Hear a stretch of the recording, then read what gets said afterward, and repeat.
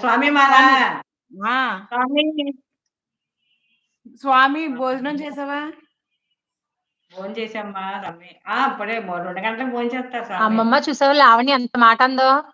ఇప్పుడున్న రోజుల్లో ఆడోళ్ళు, మగోళ్ళు సమానమే కదా అమ్మమ్మ.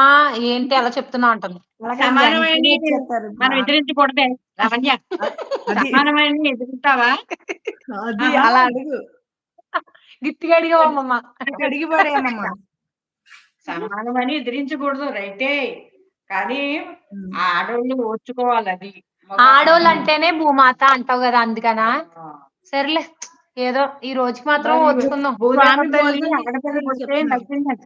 మగోడు పుడితే నవ్వలేదంట. ఆడది ఓర్చుకుంటదని భూమాత కూడా నవ్వింది. ఎందుకు అర్థమైందా? ఎందుకు ఆ?